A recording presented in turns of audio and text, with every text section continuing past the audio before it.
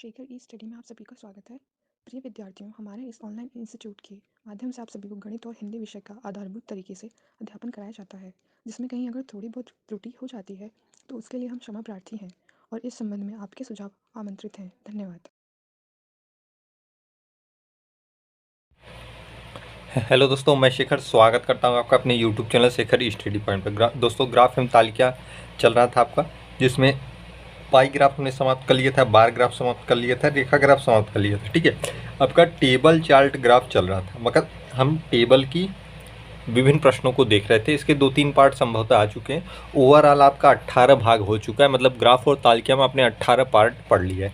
अगर आपने नहीं देखा है तो प्लेलिस्ट में जाइएगा, वहाँ पे पूरी इसकी सीरीज बनी हुई है। 18 पार्ट आपको क्रम से मिल जाएंगे और एक एक करके आप देखेंगे तो बेहतर समझ पाएंगे। ठीक है, तो मैं उम्मीद करता हूँ आप सभी पार्ट को देखेंगे, जिससे आपकी तैयारी एक मुकाम तक पहुँच पाए। ठीक है, देखिए, आधार से देखने पर एक अलग तैयार होता है। अगर आप बीच बीच में देखेंगे तो आप समझ में हो सकता है कम आए। आप शुरू के पार्ट नहीं देखे होंगे, पाई ग्राफ, बार ग्राफ, रेखा ग्राफ। अगर क्रम से चलेंगे तो आपको बेहतर समझ में आएगा। ठीक है, इसलिए आप पूरी प्लेलिस्ट के जितने भी भाग हैं सभी को देखिएगा। आप गणित को देखिएगा, गणित इसमें मुख्य रूल में होती है। आप देखेंगे अधिकतर क्वेश्चन परसेंटेज या एवरेज पे आधारित होता है, या साधारण अंकगणितीय समीकरण पे आधारित होता है। ठीक है, इसलिए आपको गणित का वो भाग जरूर देखना है। वो आपके सिलेबस में भी है, वहाँ से 5 नंबर के आएंगे और 20 नंबर का यहाँ से आएगा, अर्थात ऑल टोटल 25 नंबर की आपकी ग्राफ और तालिका और गणित मिला के आएगी। ठीक है, तो आइए शुरुआत करते हैं टेबल चार्ट ग्राफ का अगला भाग, पार्ट 19। देखिएगा, नीचे दी गई तालिका में वर्ष 2015 से 2019 तक के लिए 5 राज्यों में गेहूं उत्पादन के आंकड़े लाख टन में दर्शाए गए हैं। ठीक है, देखिए, वर्ष यहाँ पे है और राज्य यहाँ पे है। ठीक है, राज्य नीचे है। ठीक है, वर्ष यहाँ पे है 15 से लेकर 19 तक। राज्य हैं आपके ABCDE। ठीक है, प्रतीकात्मक नाम इनका दिया गया है। 5 राज्य हैं, 1 2 3 4 5, और ये वर्ष हैं। देखिए, उनके किस चीज़ के आंकड़े दिए गए हैं? गेहूं उत्पादन के आंकड़े, मतलब ये गेहूं उत्पादन के आंकड़े दिए गए हैं। प्रश्न पे आइए, वर्ष 2015 में किस राज्य ने सभी 5 राज्यों के कुल उत्पादन के लगभग 1/3 के बराबर योगदान किया? मतलब यहाँ पे देखिए लगभग कह रहा है, लगभग 1/3 के बराबर योगदान किया। वर्ष 2015 की बात कर रहा है। ठीक है, किस राज्य ने, मतलब ऐसा कौन सा राज्य है जो सभी 5 राज्यों के कुल उत्पादन, मतलब सभी को आप जोड़ देंगे, जो कुल उत्पादन आएगा उसका 1/3 करेंगे, वह किसके समकक्ष आएगा, वही आपके आंसर होगा। देखिए, मैं करता हूँ। वर्ष 2015 में सभी राज्यों का कुल उत्पादन देखिएगा, ए का कितना है? 8 है, बी का 11 है। हमें देखिए 15 के नीचे ही देखना है। बी का 11 है, सी का 12 है, डी का 6 है और ई का 18 है। ठीक है, कुल उत्पादन निकालिए। 12 6 18, 18 18 36, 36 4 40, 4 44, 44 11, 54 1 55। ठीक है, 55 आ गया। अब कह रहा है, ये देखिए कुल उत्पादन आ गया। कुल उत्पादन के लगभग 1/3, मतलब इसका 1/3 करेंगे। ठीक है, प्रश्नानुसार, प्रश्न के अनुसार ही आपका दिया है ना 1/3। 55 का 1/3 मतलब 55 गुणे 1/3 होता है। मतलब आप इसको ऐसे लिख सकते हैं, 55 गुणे 1/3, वही चीज़ है 55/3। ठीक है, समझ पा रहे होंगे आप, इतना तो गणित जानते हैं। भाग दे दीजिए, 18 3 में 54 होता है। ठीक है, एक बचा, पॉइंट उतरेगा 0, 9 9 ये जाता जाएगा। ठीक है, अब ये किसके समकक्ष है? देखिए, अगर पॉइंट के बाद 5 के आगे की कोई संख्या होती, 6 7 8, तब ये 19 के समकक्ष होता। लेकिन देखिए 5 के भीतर की ही संख्या है, 3 है, तो ये 18 के समकक्ष माना जाएगा। ठीक है, तो कह रहा है कि लगभग 1/3 बराबर योगदान दिए। देखिए 18 किसके समकक्ष आ रहा है? ये देखिए 18 है, तो कौन सा राज्य आ रहा है? ई राज्य आ रहा है। ठीक है, तो आप कह सकते हैं कि वर्ष 2015 में ई राज्य ने सभी 5 राज्यों के कुल उत्पादन के लगभग 1/3 के बराबर योगदान किया है। तो आपका आंसर क्या हो गया? ई राज्य हो गया। क्या हो गया? ई राज्य हो गया। ठीक है, समकक्ष वैल्यू है ना, ये समकक्ष है वैल्यू किसकी? 18 की। ठीक है, तो ये आपका आंसर हो गया। आइए अगला प्रश्न देखते हैं। देखिएगा अगला प्रश्न है, तालिका दी है, निम्नलिखित तालिका 5 कॉलेजों के 3 विषयों के अध्ययन कर रहे विद्यार्थियों की संख्या को दर्शाती है। मतलब देखिए ये एक पूरी तालिका है, इसमें देखिए 5 कॉलेज हैं, A B C D E, ये क्या है कॉलेज हैं, और विषय कहाँ पे है, देखिए विषय यहाँ पे है, विज्ञान वाणिज्य अर्थशास्त्र। ठीक है, अब देखिए निम्नलिखित तालिका 5 कॉलेजों के 3 विषयों के अध्ययन कर रहे विद्यार्थियों की संख्या, मतलब ये जो संख्याएं हैं ये क्या है, ये अध्ययनरत विद्यार्थियों की संख्याएं हैं। मतलब जो विद्यार्थी अध्ययन कर रहे हैं किसमें, इस कॉलेज में। जैसे सी कॉलेज में विज्ञान में 275 लोग हैं, ई कॉलेज में अर्थशास्त्र में 500 लोग हैं, ए कॉलेज में वाणिज्य में 250 लोग हैं। मतलब इस तरीके से आपको देखना है। ठीक है, आप तालिका देखना समझ गए होंगे। आइए प्रश्नों की तरफ चलते हैं। यदि सभी 5 कॉलेजों में विद्यार्थियों की संख्या को दर्शाने हेतु वृत्त आरेख पाई चार्ट बनाया जाता है, तो कॉलेज बी के विद्यार्थियों को दर्शाने वाले त्रिज्यखंड सेक्टर का केंद्रीय कोण क्या होगा निकटतम पूर्ण संख्या में। ठीक है, निकटतम पूर्ण संख्या में केंद्रीय कोण बताना है। पर क्वेश्चन अच्छा है, थोड़ा घुमा फिरा के आप देखिए। यदि सभी 5 कॉलेजों में विद्यार्थियों की संख्या को दर्शाने हेतु, अब देखिए यहाँ पे देखिए सभी 5 कॉलेजों में विद्यार्थियों की संख्या, मतलब आपको योग करके लिखना है। ठीक है, पहले तो आप योग कर लीजिए सबका, और सबका योग लिख दीजिए। देखिए एक कॉलेज का तीनों विषयों में कितने छात्र हैं, जोड़ दीजिए, 4 3 7 8 9, 950। बी कॉलेज का देखिए 4 4 8, 50 50 100, 900 हो गया, 903 1200। यहाँ पे देखिए 2 2 4, 475, 25, 500, 503, 800, 850, 850 हो जाएगा। ठीक है, यहाँ पे देखिए डी का 4 3 7, 700, 2 900, 975। यहाँ पे देखिए 5 2 7, 750 हो गया, 750 और 200, 7 2 9, 950, 950 में जब 75 जोड़ देंगे तो 1025 हो जाएगा। ठीक है, 1025 हो जाएगा। मतलब हमने योग सब निकाल लिया। इसका मतलब ये हुआ कि कॉलेज ए में तीनों विषय में इतने छात्र हैं, कॉलेज बी में तीनों विषय में इतने छात्र हैं, कॉलेज इसी तरीके से सब ई में इतने छात्र हैं। ठीक है, अब आइए प्रश्न की तरफ। तो वृत्त आरेख अर्थात पाई चार्ट, मतलब पाई चार्ट बनाने की बात कर रहा है। ठीक है, कितने कॉलेज हैं, 5 कॉलेज हैं। एक सबसे बड़ा जनसंख्या में ये है, सॉरी सबसे अधिक संख्या कहाँ है छात्रों की, बी में है। तो बी में सबसे अधिक है तो बी को थोड़ा बड़ा बना दीजिए। ये बी है, कितनी संख्या है, 1200 है। कितनी संख्या है, 1200। फिर कहाँ है, ई में है। तो देखिए बी के पहले क्या रहा होगा, ए रहा होगा। बी के पहले ए रहा होगा, कितनी है, 950 है। बी के बाद कौन सा रहा होगा, सी रहा होगा, कितनी है, 850 है।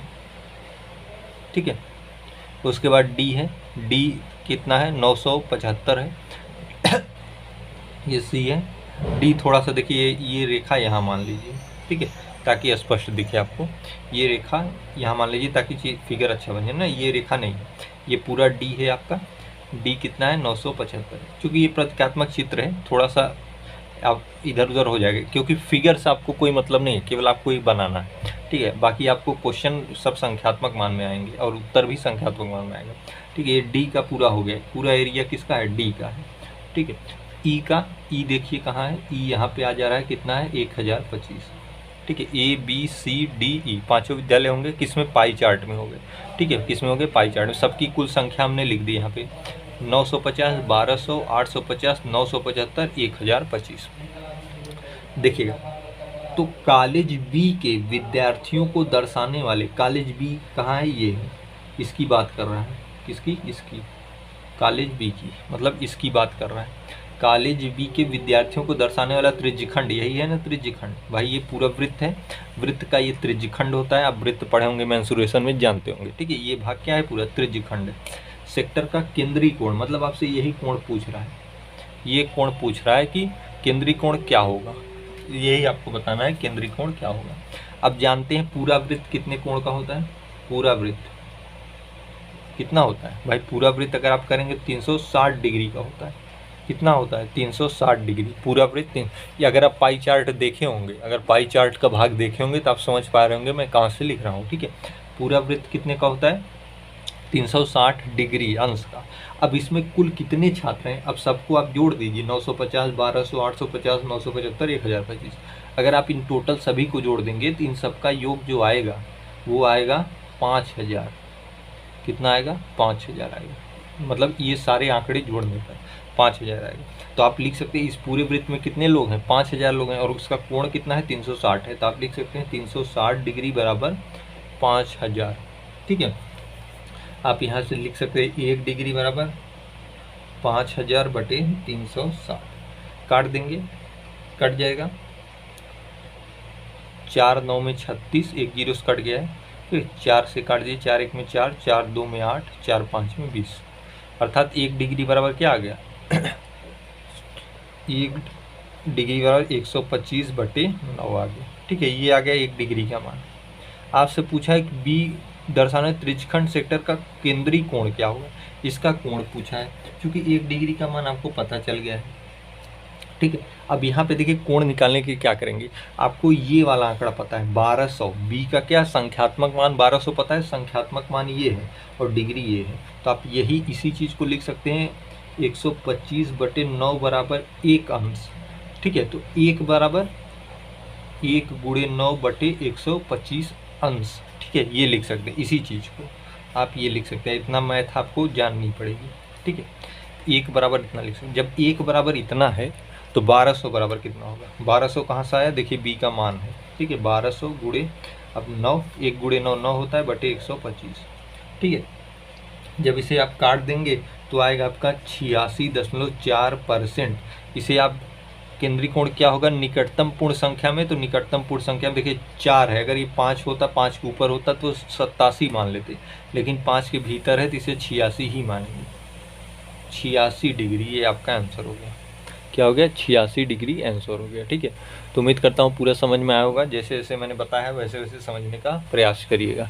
ठीक है, अच्छा प्रश्न था, आप इसे 1 2 बार समझेंगे, फिर से अगर ना समझ आए तो फिर से बैक करके देखिएगा, और फिर भी दिक्कत हो तो कमेंट बॉक्स में पूछ सकते हैं, मैं फिर से बता दूंगा। आइए अगला प्रश्न देखते हैं। देखिएगा, प्रश्न है तालिका लिंग के आधार पर दिल्ली के 5 सरकारी विद्यालयों के 10वीं कक्षा में उत्तीर्ण विद्यार्थियों के प्रतिशत को दर्शाती है। यह तालिका जो है, यहाँ पे देखिए विद्यालय हैं, ये उत्तीर्ण प्रतिशत है, ये छात्र और छात्राओं का अनुपात है।